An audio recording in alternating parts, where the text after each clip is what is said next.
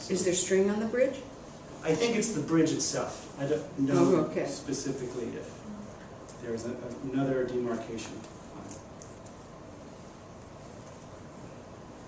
And it could be wire or any other thing too, but you'd have to know that it was wire was the okay thing. You'd have to know what you're looking for, right? Can you just declare it? Can you just declare it? I mean, you can actually, I mean, you could take string and go make one in this room, but not in this room? If I knew what I was doing. What does that mean? Well, I know, but you said there's a lot of laws, but just you as an individual could do Yes. that. You don't have to be a rabbi or... You don't have to be a rabbi to do it, to my understanding. I don't think it's blessed. I think it just exists if the laws are followed precisely. Maybe someone in the room knows more than I do, but that's how I believe it's done. It's not something that's declared by a blessing. It's checked. If it's precisely done, it's done correctly. Is this done basically by the city Jews or? Well, there are also modern Orthodox communities who live by it, beyond the ultra-Orthodox. So they are proliferating in various different communities.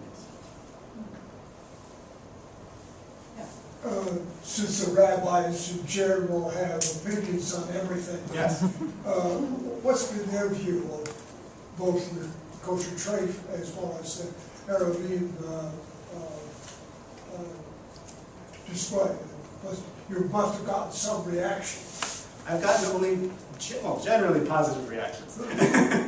This body You haven't been excommunicated? Not yet. This body's work was shown at the Hebrew Union College at a map show. And so it was very well received there because this tradition in that particular institution, that institution's a reform college. And so it's not a tradition that's followed by or stressed in that place. But it was very interesting to them that I was taking a different look at that tradition. Yeah. You said this is New York? This is part of Long Island, yes. Okay, so is each one of them a separate Arab? Yes, Okay, that some community uses that's right. with, where they can get to the synagogue Correct. and, well, there's not much else they have to get to because they wouldn't need any stores. And to each other's houses. And to each other's houses, maybe the park, but they wouldn't need any stores or anything Right. like that, so it's. Now the other body of work, the Kosher Treif, plays or presents the rules of kashrut, the dietary rules that many Jews follow in their daily life. There are many parts of it, but the two parts that I'm looking at in particular are the law to keep milk products separate from milk meat products, so that limits the recipes that you can use. It also controls how you use these two types of food in one's kitchen. Many Jews who follow this tradition then have two sets of plates and pots to keep these two things separate. It's a very structured way to live. The other aspect of it is that some things can't be eaten. And so when shopping, one has to be careful not to purchase those things.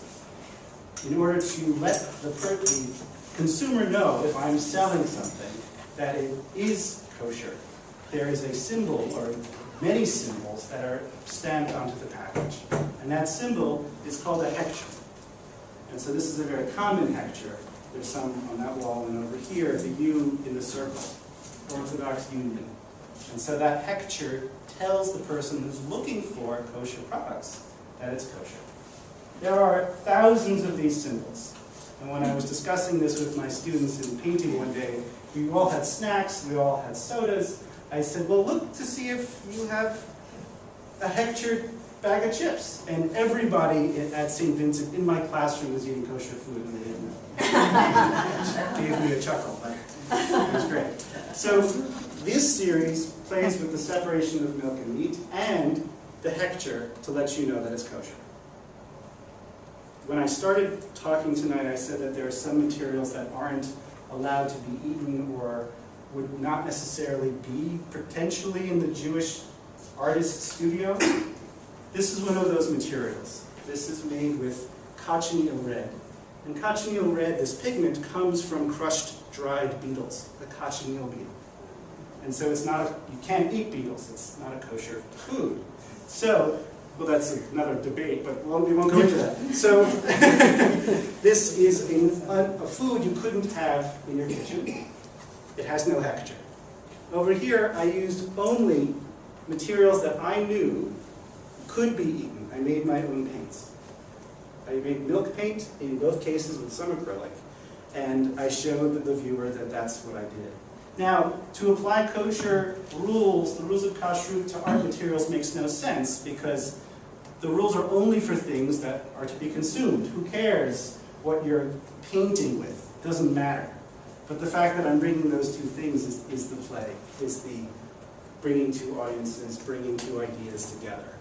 When people speak colloquially about, is that a painting? Is this a painting or just red on canvas? Is that kosher? Is the colloquial way one could use the word, is that okay? Is that proper? So is this a kosher painting, quote unquote? Or no, this is the kosher painting, quote unquote. So those are the other plays on terms that I've been working with. In the one over here, treif, it has no hechsher, so it isn't kosher. Treif is another term for being non-kosher. And the attempt there that I made was to try and make the milky side milky and the meat side a little fleshier to give that sensation of those two things being brought together.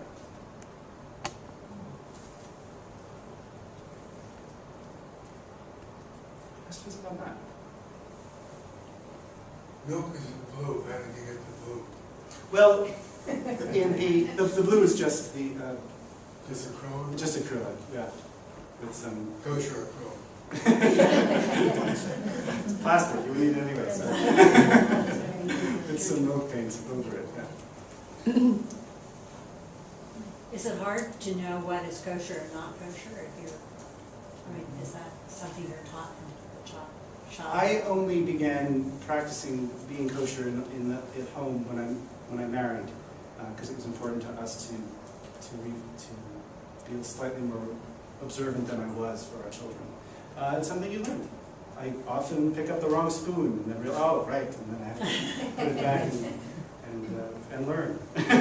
When you moved here, did your realtor know where an eruv might be? Should you want to abut one, or? Some do. Some do. If I mean, you could do that. Say, you I could want to decide, be. yes. Okay. Yes, you might have to find the realtor who could help you. But there are many people who decide to live in these communities because that eruv is there. It is liberating, and it's community that's already And yet defined. it's not exclusive. Other And it's people not can live exclusive. in there too, and not even know it's there, right? That's right. That's right. So you'd have to find the person who knew, and then you'd have to find the property. But there are many people who vacation within them, who live within them, who move within them. And so I've accumulated 70 maps, 70 plus maps of these fantastic communities. And it's a serious matter, but it's also a way of life. And the realtor would then know the parameter of the, so, you know. Yeah. In fact, the property values usually go up. Is there an organization that researches this or does this? They are all independent as far as I know. There are some websites and religious groups that help coordinate between them, but there isn't a national or international body that stamps and approves. Let me understand this correctly, that if you lived within one of these areas, it only pertains to the Shabbat? That's right. Any other time you could cross over? It has no meaning. Okay. But it's a specific, is it Friday, Sunday? It's the length of Shabbat, so it's Friday night, sundown, Friday night, sundown, Saturday. Right. Good question. So the use of them is very limited and very limited. Well, they don't have to be in, or adhered to during the week. Correct. Correct.